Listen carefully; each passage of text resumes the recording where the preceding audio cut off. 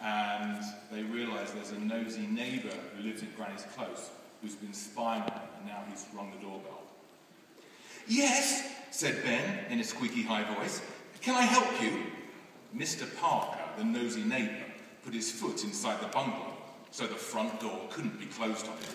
"Who are you?" he barked nasally. He had a very big nose, which made him seem even nosier than he was, and he already seemed extremely nosy. Because he had a big nose, he also had a very nasal voice, which made everything he said, however serious, seem a little bit absurd. But his eyes shone red like a demon. I'm Granny's friend," spluttered Ben. "Why did I say that?" he thought.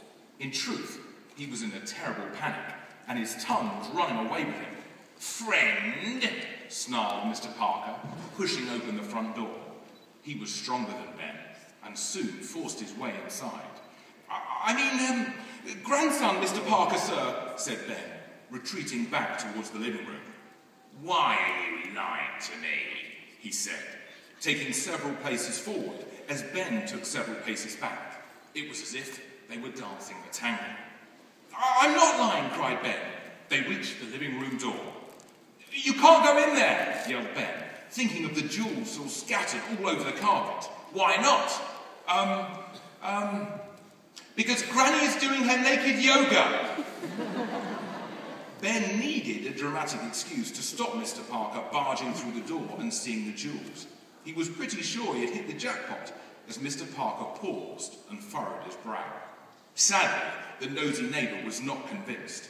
"Naked yoga, a likely story. I need to talk to your grandmother right away. Now get out of my way, you nasty little worm of a boy," he said, as he shoved the boy aside and opened the living room door. Granny must have heard Ben through the door, because when Mr. Parker burst into the room, she was standing in her bra and knickers in tree pose. "Mr. Parker, do you mind?" said Granny in mock horror that he had seen her in a state of undress. Mr. Parker's eyes spun around the room. He didn't know where to look, so he fixed his glare on the now bare carpet.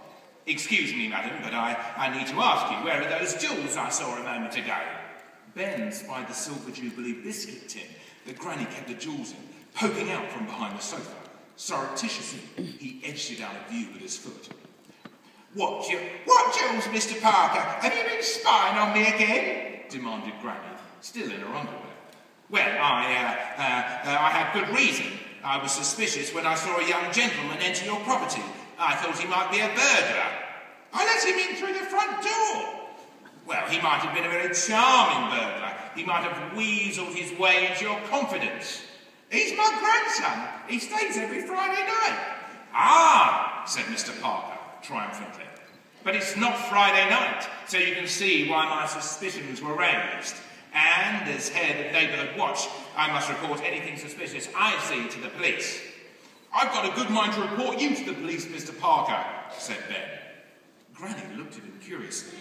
"Whatever for?" said the man. His eyes narrowed. They were now so red, it was like there was a fire in his brain. "For spying on old ladies in their underwear," said Ben triumphantly. Granny winked at Ben. "She was fully clothed when I looked through the window," protested Mr. Parker. "That's what they all say," said Granny.